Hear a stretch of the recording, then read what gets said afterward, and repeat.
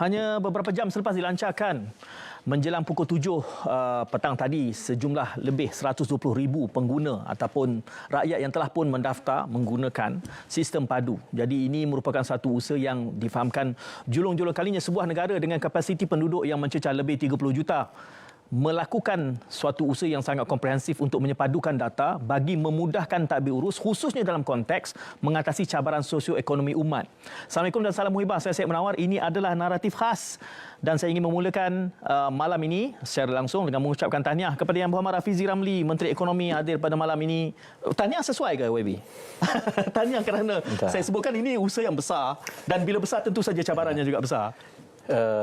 Saya ingat tahniah itu kepada pegawai kerajaan yang mengusahakan sesuatu yang cerewet seperti ini dalam tempoh yang pendek, tanpa melibatkan kos pihak swasta lah. Tapi tahniah daripada segi kesan itu kita kena tengok daripada satu masa ke satu masa lah.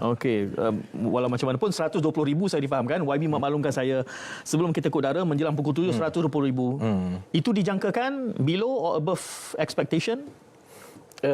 Saya ingat itu seperti yang dijangka kan, kerana kita dah lihat kepada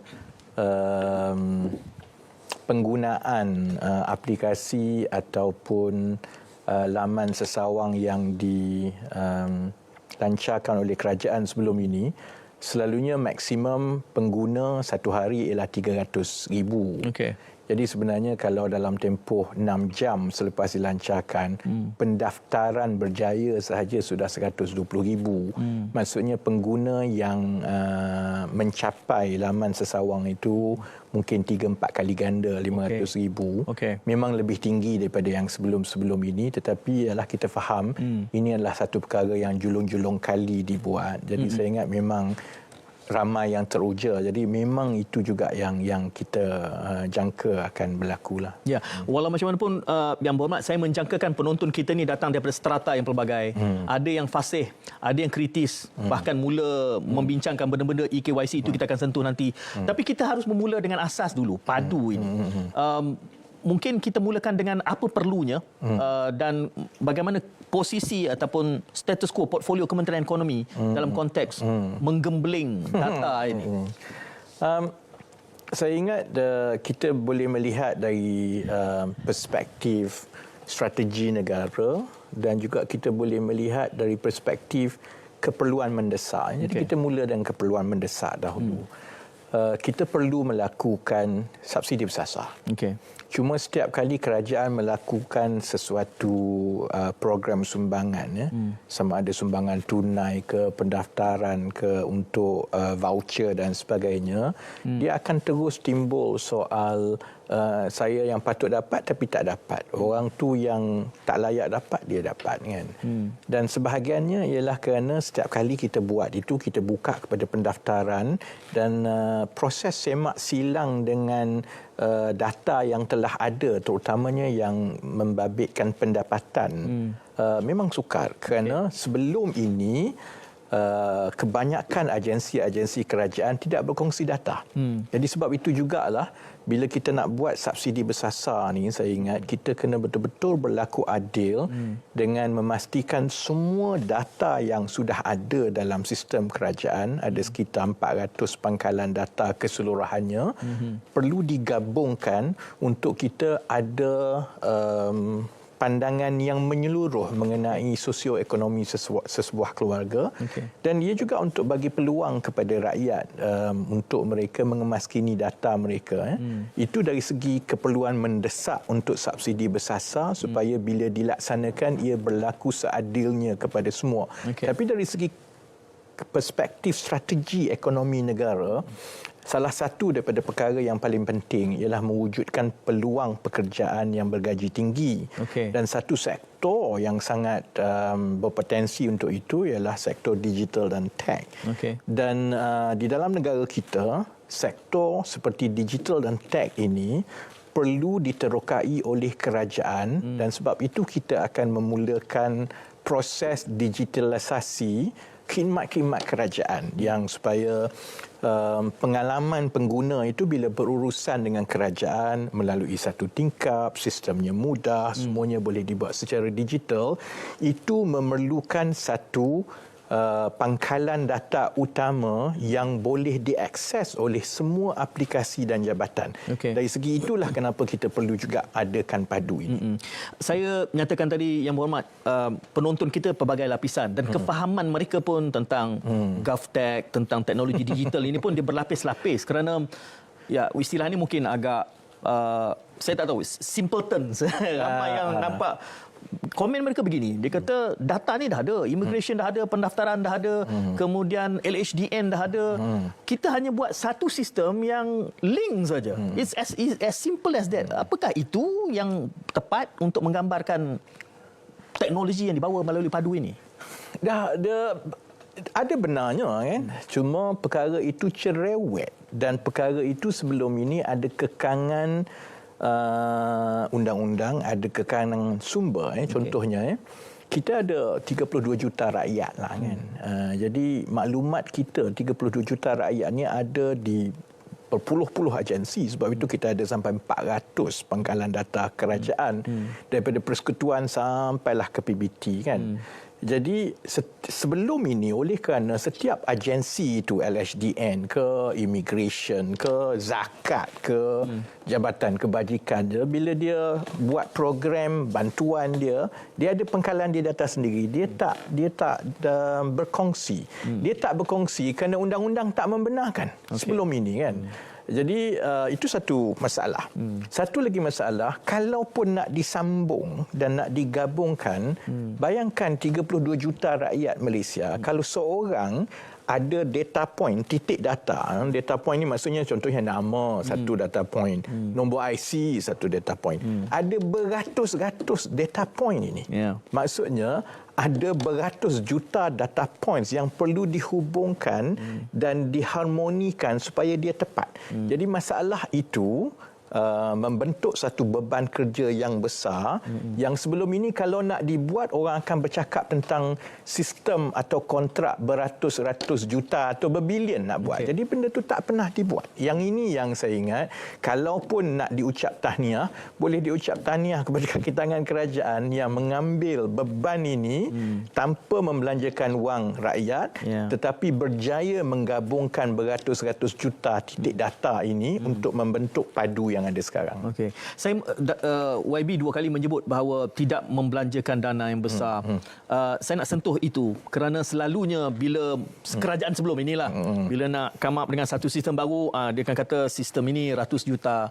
Adakah padu ni dibangunkan langsung tidak menggunakan kos luaran, menggunakan talent dan apa realiti? Ya, dia menggunakan sebab itu saya ingat bagi oranglah segelintir. Sebab kita, masyarakat kita ni, kita terbiasa menggunakan aplikasi digital yang dibuat oleh Silicon Valley, Google dan sebagainya. Kadang-kadang expectation kita, setiap sistem digital itu mestilah bertaraf seperti Microsoft dan Google. Tanpa kita ambil perspektif bahawa untuk Google ataupun Microsoft atau Amazon memberikan sistem seperti itu, mereka ada beratus ribu software engineer. Jadi padu ini dibangunkan 100% oleh kaki tangan kerajaan yang diberi tempoh yang begitu pendek, iaitu 5 bulan saja nak siapkan ini, kerana kita perlu siapkan untuk dibuka kepada orang ramai sebelum kita melaksanakan subsidi bersasar yang memang dijadualkan akan dilaksanakan tahun ini. Jadi bagi saya itu sesuatu langkah yang kita perlu berterima kasih kepada penjawat-penjawat awam ini yang telah menjimatkan beratus juta wang rakyat dan juga berjaya memenuhi garis masa pelaksanaan yang diperlukan. Kerana kalau penyasaran semula subsidi itu tidak boleh dilaksanakan di dalam tahun 2024 ini, kesannya kepada kedudukan kewangan negara pun besar. Jadi bukan sahaja mereka terpaksa bertungkus lumus buat sendiri, tetapi juga buat dalam tempoh yang pendek untuk menepati garis masa itu. Sebab saya ingat, kalaupun kita berbelanja beratus juta, dan buka kepada kontrak swasta dan lantik kontraktor, saya tak yakin mereka boleh melaksanakan dalam tempoh 5-6 bulan itu. Saya nak membawa satu perspektif di dalam, ini masih cerita-cerita natif besarnya. Kita belum secara spesifik, belum cakap soal teknologi. Saya nak ambil satu pandangan tertingkap rakyat ini. Kerana YB menceritakan bahawa ia perlu untuk subsidi bersasar, tetapi bukan semua rakyat ini merasa sentimen subsidi bersasar. Kalau persoalannya what's in it for the rakyat, we firm ini. Jadi apabila kini kita ada padu dan kita satu-satunya negara yang kapasiti penduduk lebih 30 juta yang melaksanakan sistem se-ekstensif ini, what do we get in return sebagai rakyat? Dia rakyat ialah dia mengikut strata masing-masing lah. Sebahagian besarnya itu saya ingat mereka ada stake, there is an interest to update their information dalam padu, kerana itu akan membolehkan mereka layak untuk mendapat bantuan-bantuan kerajaan. Untuk keluarga pula, penyasaran semula subsidi ini hanyalah use case yang pertama, tetapi banyak lagi use case yang akan dibangunkan dalam bentuk khidmat kerajaan digital yang mungkin bertepatan dengan keperluan mereka. Saya bagi contoh, mungkin seorang yang M40 T20 sekarang kan, umur 50, dan dia rasa tak apalah, saya tak perlukan subsidi bersasar ke apa kan, tapi mereka akan pencen.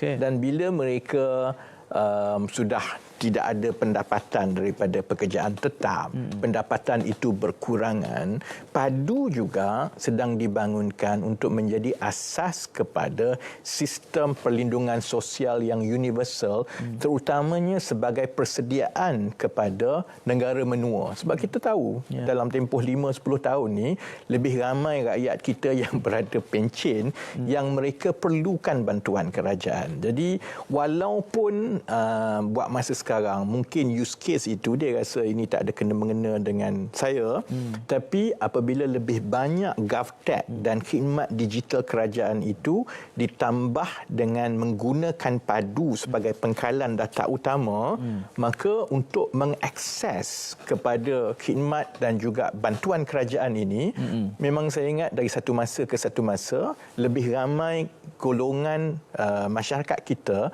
yang akan dapat melihat nilai daripada padu ini. Ya, Yang Berhormat, kita masih dalam pusingan ini. Saya menganggap pusingan ini kita masih memberi gambaran big picture dan cuba membubar skepticism, pandangan. Kita pergi ke situ dahulu kerana saya membayangkan tadi kita juga menyebut sementara kita mengucapkan tahniah, ini adalah merupakan suatu usaha yang sangat besar, sangat mega bagi sebuah negara.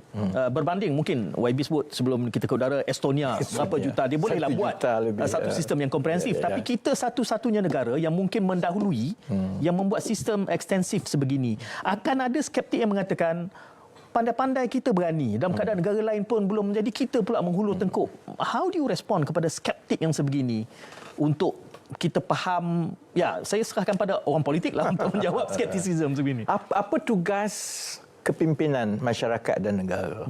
Tugas kita ialah untuk membina satu masa depan yang lebih baik. Membina masa depan yang lebih baik itu bukannya bermakna kita selesa dengan keadaan sekarang dan berharap ia akan jadi lebih baik. Kita perlu mencabar cita-cita negara kita. Kita perlu stretch and stress. Jadi sama dengan seperti kerangka dan juga inisiatif ekonomi yang telah diumumkan sebelum ini. Ekonomi madani contohnya. Apabila Yang Amat Berhormat Perdana Menteri kata dalam tempoh 10 tahun bahagian gaji rakyat daripada keseluruhan ekonomi negara ini mestilah 45%. Itu akan jadi yang tertinggi di seluruh rantau ini. Kalau tanya saya pun pucat. Susah kita nak buat ni kerana tak ada negara di rantau ini yang meletakkan cita-cita seperti itu. Sama juga bila kita kata peralihan tenaga, kita nak menjadi pemimpin di rantau ini yang bukan sahaja mempunyai satu sistem tenaga yang paling robust, yang paling baik, tetapi kita nak jadi sumber rujukan kepada teknologi tenaga. Tak dibuat oleh orang lain di rantau ini, tapi itulah cabaran dan cita-cita yang kita letakkan untuk negara kita. Sama juga dengan masyarakat digital. Padu adalah asas kepada pendigitalan masyarakat kita melalui khidmat kerajaan, kerana ini akan menjadi pemangkin kepada keseluruhan industri digital dan tech yang kita perlukan untuk rakyat kita. Kalau kita tidak letakkan cita-cita yang tinggi dan berisiko seperti itu, dan kalau kita takut untuk melalui masa-masa awal yang kita akan ada sedikit kelemahan, kita kena belajar, kita kena perbaiki, sampai bila-bila kita tak akan menjadi pemimpin ekonomi di rantau ini. Ya, saya sentiasa meraihkan bahkan bersama dengan YB dan kabinet di bawah kerajaan Madani ini, kerana bebannya adalah kabinet ini menjanjikan reform. Cumanya kita juga tahu bila usaha reform ini hambatannya juga tidak kecil.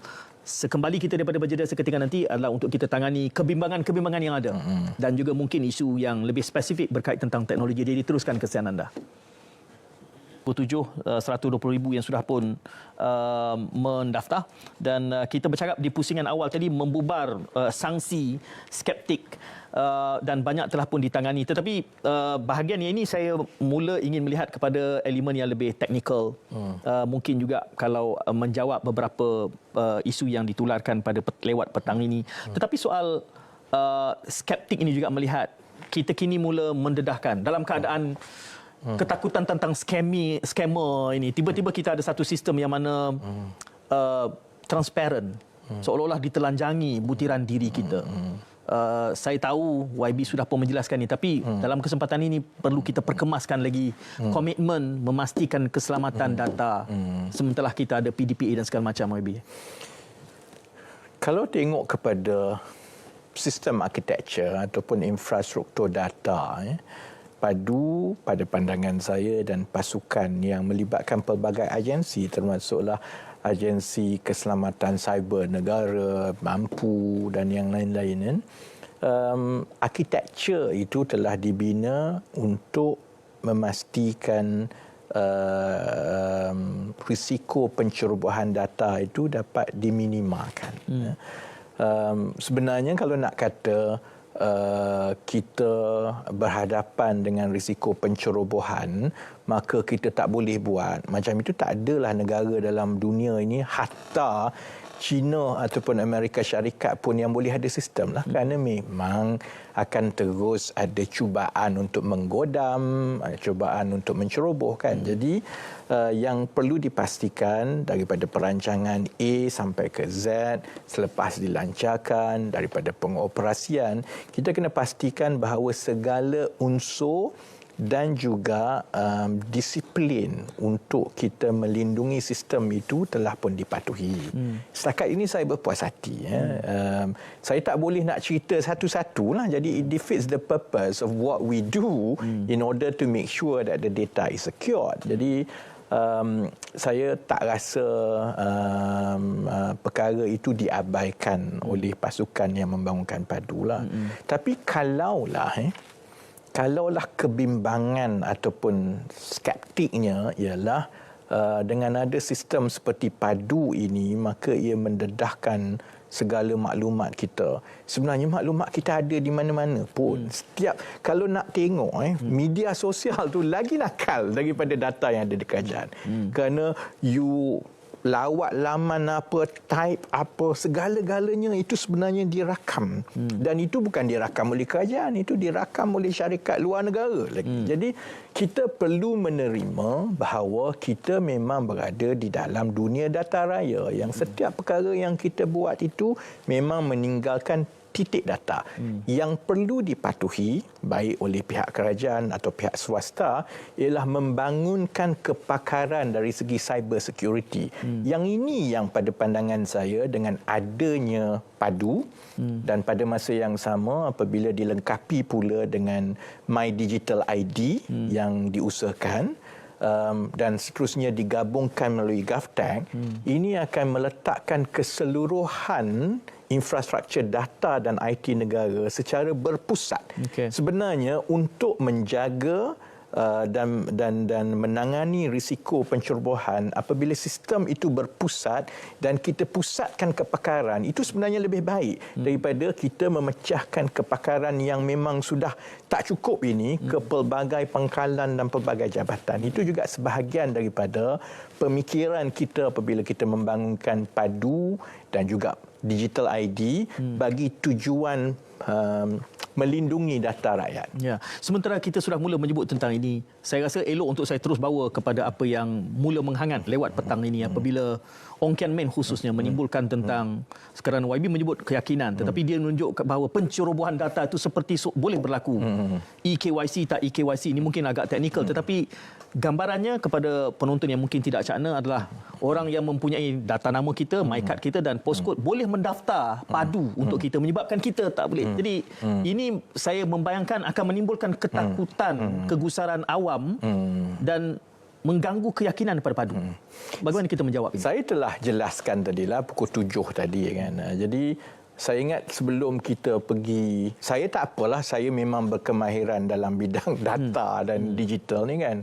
Tapi mungkin saya nak kena jelaskan dalam bahasa yang difahami oleh orang ramai kan.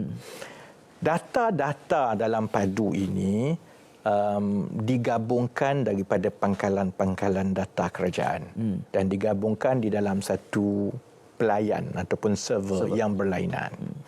Tapi kalau kita gunakan data ini saja tanpa kita buka kepada pengesahan kepada orang ramai, maka nanti apabila ia digunakan untuk penyasaran semula subsidi, akan ada yang tak puas hati. Dia kata saya patut dapat, ini macam mana kerajaan dapat data saya tak dapat anak dan ada sebagainya. 6, dulu 2. Anak ada 6, 2, macam-macam lah cerita yang timbul kan.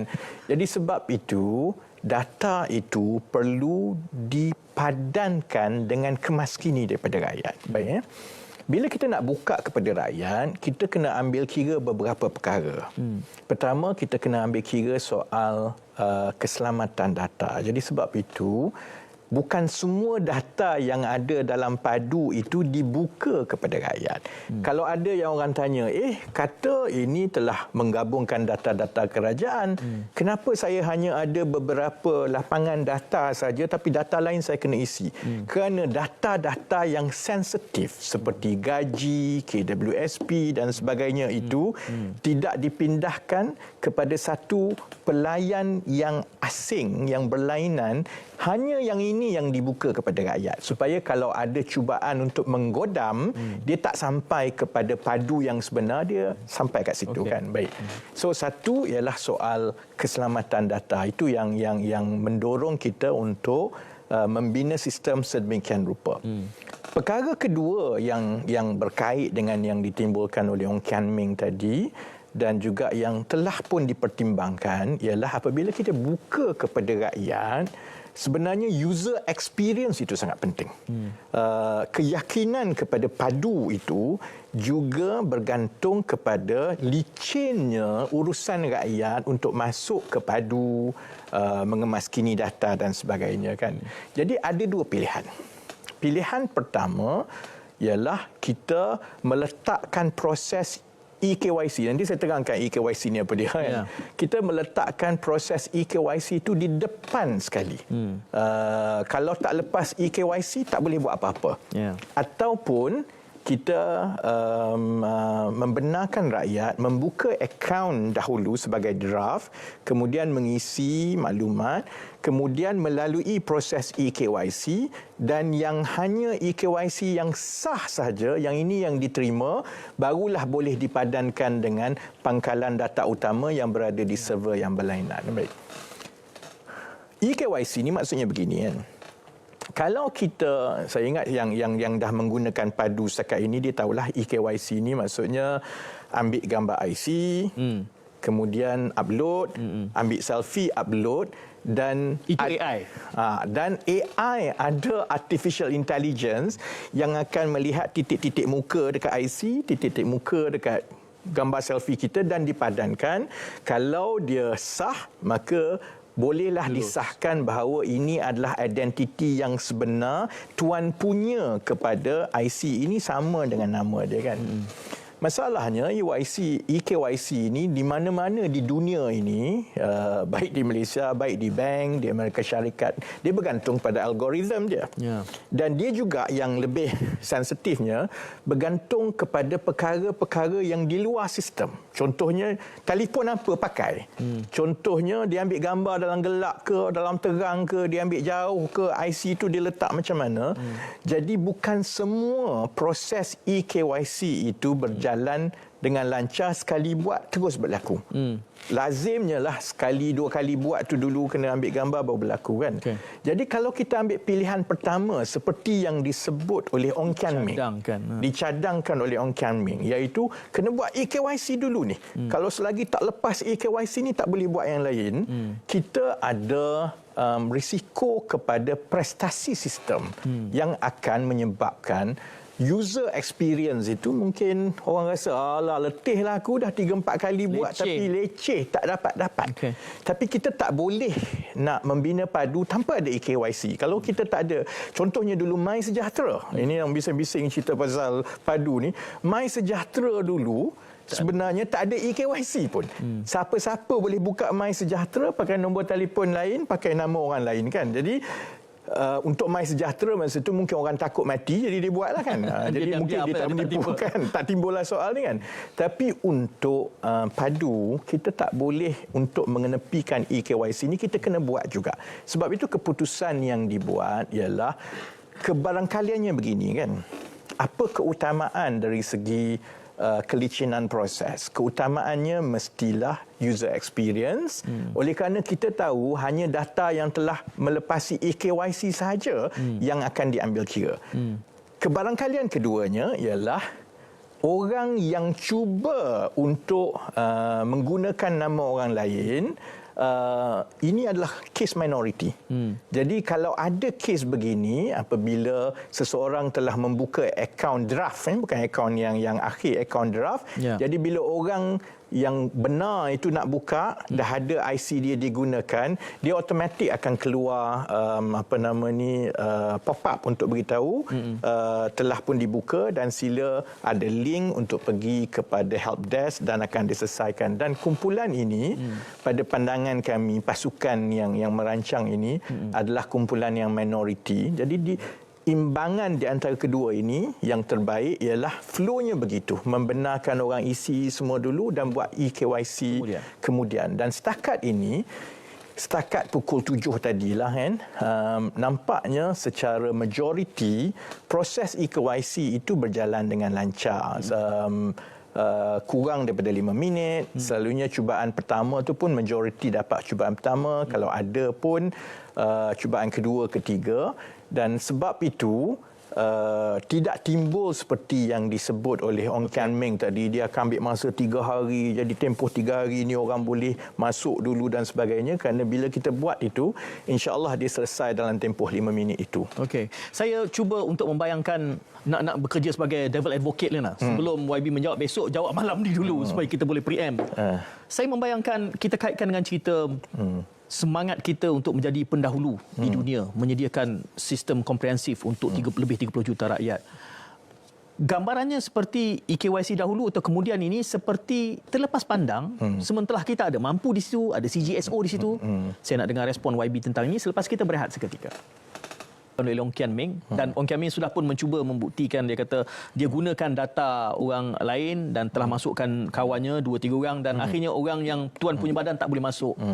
Gambarannya saya membayangkan YB mengatakan bahawa itu bukanlah afterthought, bukan benda yang mengejutkan kerana sudah dijangka dan ada dibincangkan EKYC sebelum atau selepas. Tetapi nanti akan ada yang kata inilah dah ada mampu, dah ada CGSO, dah ada segala macam, tapi masih lagi terlepas pandang. Adakah ini terlepas pandang ataupun memang kita ready? Dan apa respon? Tak, dia bukan terlepas pandang. Itu adalah bagi orang yang biasa membangunkan sistem lah, digital product ni, itu adalah product manager's decision. Kerana seperti yang saya sebut tadi, maknanya kita tahu ini boleh berlaku. Kita dah tengok sebenarnya aturan mana, flow mana yang kita nak buat kan. Tapi setiap satu tu kena ada keseimbangan. Kalau kita ambil flow ini, contohnya kan, semua ini kena begini. Dia ada kesan yang lain. Maksudnya kos untuk kita bayar bandwidth mungkin lebih besar. Especially kesan kepada user experience. Dalam keadaan yang user experience itu sangat penting untuk adoption. Maksudnya berapa ramai rakyat yang memilih untuk menggunakan dan mengemaskini data. Tujuannya ialah untuk kemaskini data. Jadi kalau contohnya kita buat aturan itu sedemikian rupa sehingga dia mula ada kesan kepada orang menggunakan sistem itu dan kita akan hilang keseimbangan itu. Ia adalah keputusan bersama yang telah dibuat. Malah sebenarnya kita ada plan A, plan B, plan C. Jadi seperti yang saya sebut tadi, pada pandangan kami semasa kita membina padu kan, kita merasakan bahawa kalau kejadian itu berlaku, ia adalah kes minoriti yang akan ditangani satu demi satu. Kalau contohnya dalam tempoh 24 jam, 48 jam, 36 jam nanti yang akan datang ini, kita melihat risiko itu tinggi dan ada mitigasi-mitigasi yang akan dibuat yang akan menangani kebimbangan ini. Tapi saya memang keputusan saya untuk kita melihat dahulu 24 jam, 48 jam selepas ini dan kalau ada keperluan untuk buat mitigasi dan kita. Tapi setiap satu yang kita buat tu dia akan ada kesan kepada sistem performance. Yang ini yang selalunya rakyat selalu komplain. Kami nak pergi sistem down. Kami nak buat itu dah isi semua, bila nak submit sebab sistem down kena isi balik. Jadi pengalaman saya sendiri membangunkan produk digital kan, sebenarnya adoption itu sangat penting, terutamanya apabila kita telah pun merancang arkitektur padu ini dengan kita asingkan akses kepada awam, back-endnya itu ada server yang berlainan dan kita hanya berkongsi data cube saja. Jadi bagi saya imbangan itu buat masa sekarang memang keputusan bersama yang dibuat oleh semua agensi, bukan terlepas pandang. Ya, sementara YB bercakap ni kita sedang tunjukkan kepada penonton user experience lah kalau nak sebut sebahagian daripada pengalaman kepada mereka. 120,000 setakat tadi, malam ni mungkin ada ramai lagi masih berjalan. Cuma YB, kalau ada kes yang kecurian identiti seperti yang digambarkan oleh On Kian Ming, remedinya apa? Bagaimana, apa yang perlu langkah diambil? Apabila orang yang contohnya IC saya telah digunakan kan. Jadi bila saya nak masuk, saya masukkan IC saya, sistem akan beritahu IC ini dah masuk dan memang akan ada pop-up yang akan memaklumkan akaun ini perlu bantuan daripada help desk dan memang kena klik dan akan ada borang dia untuk dimaklumkan terus. Dan saya tengok padu ada hotline ataupun ada counter. Kita ada counter fizikal. Kita juga ada hotline telefon dan saya ingat dalam tempoh setakat meeting tadi pukul 4, maksudnya 3 jam pertama dah ada 200 panggilan contohnya kan. Dan selain itu, kalau bagi mereka yang tak telefon ataupun tak pergi sendiri, memang ada online form yang boleh flag up dan laporkan, dan perkara ini akan diselesaikan for that group of cases. Kelihatan ada yang komplain mengatakan bahawa mengambil terlalu masa, tunggu OTP tak masuk, lepas 5 minit lapse. YB sudah menjawab juga, tapi ini kesempatan lagi untuk kita menjawab lagi. Ramai yang ada lapse time OTP itu lambat dapat. Sebenarnya sistem yang dibangunkan kan, bukan saja padulah, mana-mana sistem dia ada komponen-komponen dia. Jadi sistem yang dibangunkan oleh satu entiti itu satu sistem, tapi untuk SMS itu dia menggunakan telco. Jadi dia juga bergantung kepada prestasi telco ataupun kalau ada masalah integrasi dan sebagainya. Tadi yang berlaku tadi, kami dimaklumkan memang Celcom ada masalah.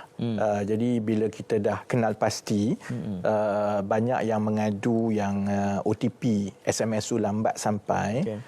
Kita terus maklumkan kepada Celcom dan Celcom telah ambil mitigasi dan sebab itu saya ingat selepas pukul 3 tu dah tak ada masalah. Okay. Sasarannya apa ni YB? Kita nak 100%, 70%, selama mana untuk rakyat memuat naik data dirinya? Maklumat tu memang dah ada. Okay. Saya selalu sebut maklumat tu memang dah ada. Update saja. Cuma kita nak kemaskinikan dan kita nak sahkan.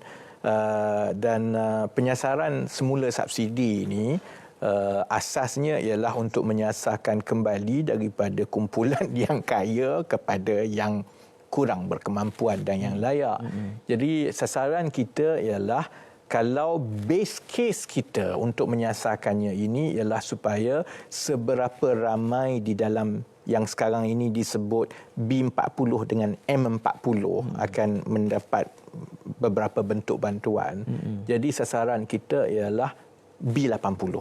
Jadi maksudnya sekurang-kurangnya lah 80% daripada isi rumah kita galakkan, terutamanya bagi mereka yang merasakan saya patut layak untuk dapat subsidi ataupun untuk dapat subsidi bantuan bersasar, maka kumpulan inilah kalau yang dah macam saya menawar dah kaya tak apalah.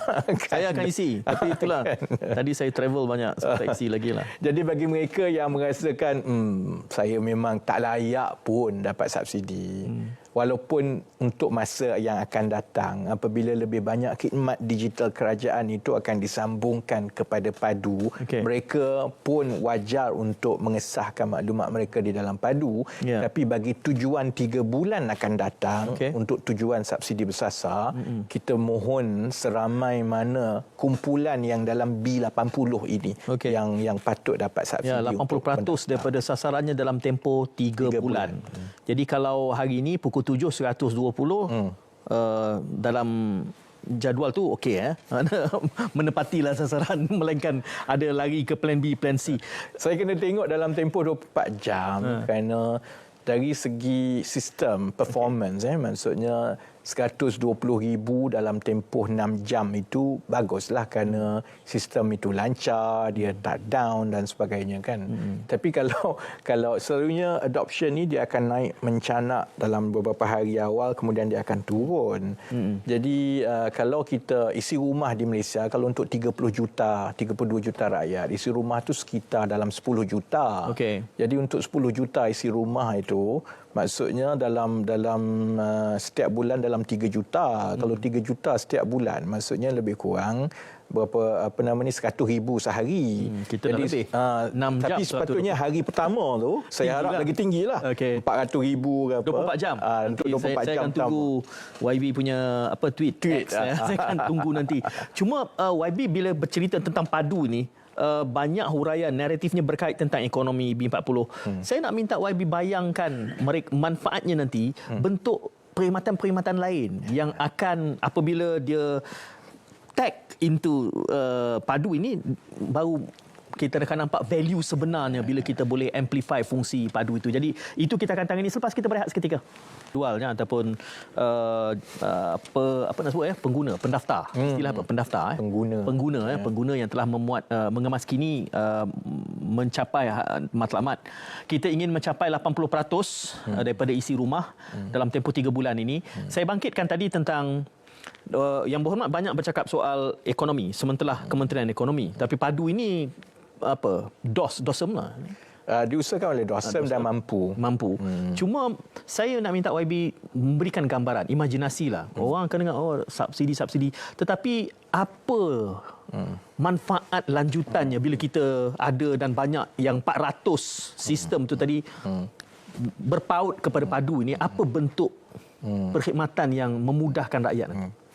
Kalau kita ingat lagi, yalah, saya menteri sekarang kan, tapi kalau contohnya rakyat biasa kan, macam sebelum ini pun kan, ada perkara-perkara yang bagi saya ingat perkara itu bagi di mata rakyat mudah. Tapi kenapa tak berlaku? Contohnya kan, kita pergi dari satu jabatan ke satu jabatan, kena isi borang yang sama berkali-kali. Sedangkan maklumat ni dah ada. Betul. Kan? Kemudian contohnya, bila kita nak menggunakan khidmat atas talian kerajaan, yang ini kena pergi website yang itu, yang ini kena pergi website yang itu, kemudian yang ini kena buat akaun yang satu, yang ini lama-lama ada berpuluh-puluh password kan, kita pun dah lupa kan.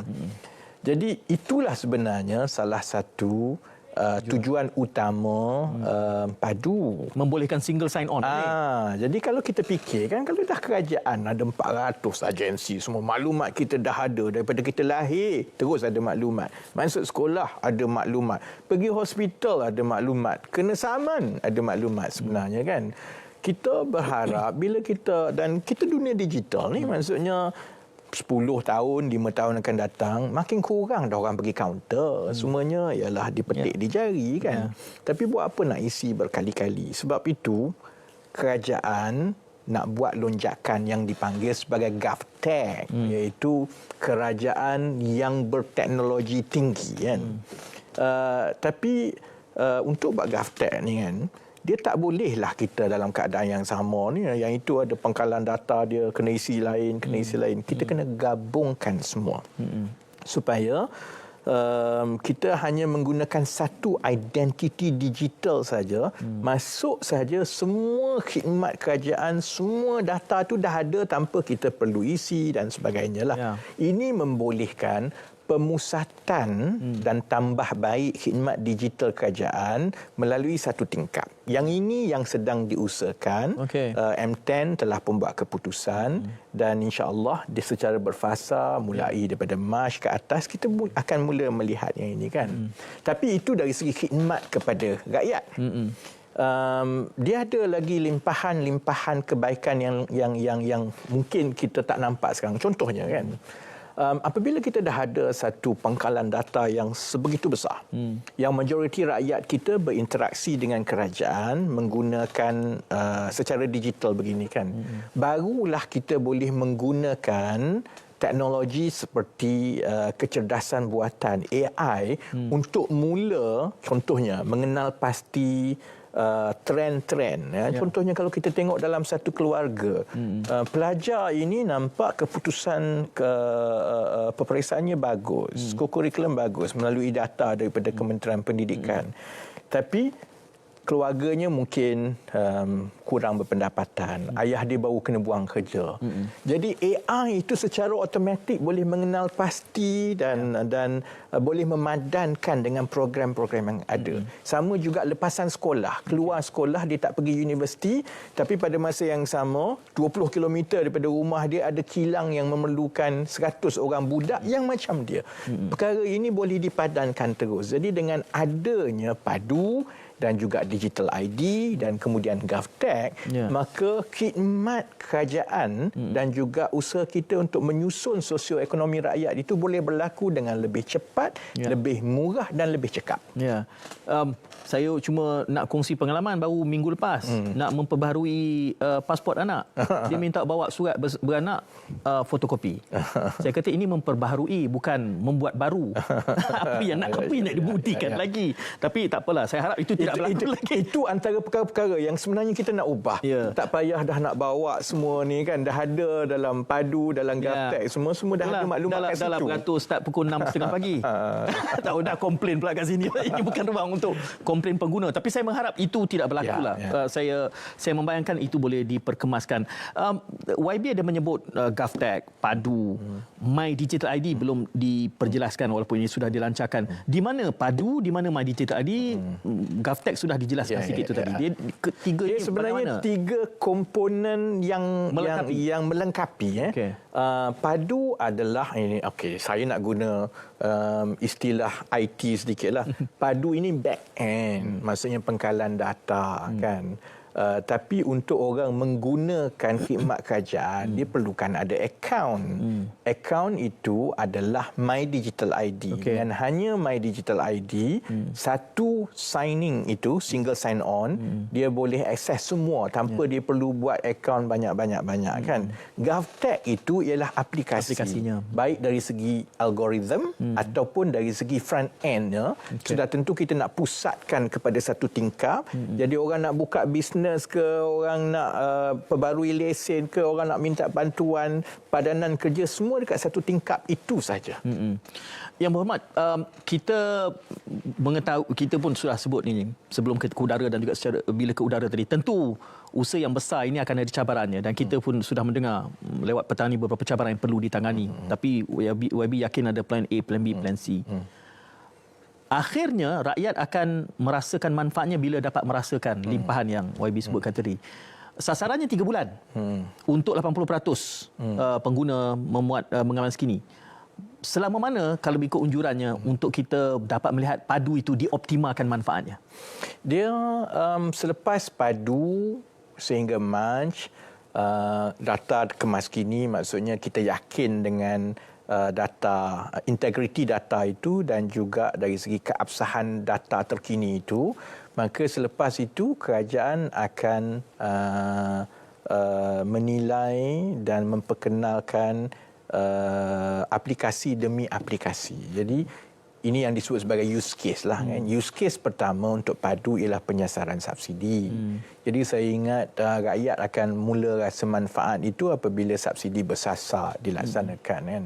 Tapi pada masa yang sama melalui pelan GovTech yang sekarang ini sedang dilaksanakan, rakyat akan mula melihat bagaimana satu demi satu aplikasi digital yang lebih cekap, yang lebih memudahkan itu mula boleh dipakai dan mula mempermudahkan urusan dengan kerajaan. Yang itu di belakangnya itu semua padu. Dan saya ingat satu masa akan datang rakyat pun dah tak ingat padu dah. Kerana dan dia tak nampak pun. Dia tak nampak pun sebab dia tak nampak benda tu database. Yalah, kan. Daripada CJ lahir itu sudah masuk dah, jadi tak kan. timbul. Jadi dia tapi aplikasi berurusan dengan kerajaan secara mudah itu saya harap menjadi sinonim dengan padu, dengan My Digital ID dan GovTech. Yang kita nak ialah rakyat akhirnya dalam tempoh 1-2 tahun akan datang ini merasakan perubahan ketara dari segi berurusan dengan kerajaan dan bagaimana negara ini ditadbir. Saya mendengar kalau kita ada masa lagi soal pembudayaan ini, kerana saya lihat antara padu dan pembudayaan tu dia isu ayam dengan telur. Kita mengharapkan, kerana saya tahu ada kementerian, saya pernah berada dalam kementerian melihat dalam satu kementerian tu ada lebih 200 aplikasi dan tidak memungkinkan single sign on. Dan kita harapkan kalau saya nak belajar lebih lanjut bagaimana melakukan ini secara dalaman, tidak menggunakan pakar luar dan menjimatkan wang rakyat.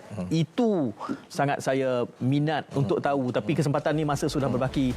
Mungkin kena PM tepi lah selepas ini. PM tepi. Tapi insyaAllah setiap 3-4 bulan ada je benda baru. Okey, datang lagi. Datang lagi kerana ingin sekali saya belajar itu, kerana selama ini bila nak mendatangkan sistem semegah ini, saya bayangkan tak kurang daripada 200 juta. Saya bayangkan. Tapi YB mengangguk tu mana lebih kurang lah. Tapi kita boleh menjimatkan itu. Saya kira ini adalah usaha yang sifatnya reform. Meski rakyat tidak menyebutnya sebagai reform. Saya ucap terima kasih kepada Yang Berhormat dan terima kasih kepada semua penonton yang menemani kami pada malam ini. 3 bulan lagi Yang Berhormat bersedia untuk datang ke RTM ya. InsyaAllah. InsyaAllah. Terima kasih YB dan terima kasih kepada semua. Assalamualaikum dan salam muhibah.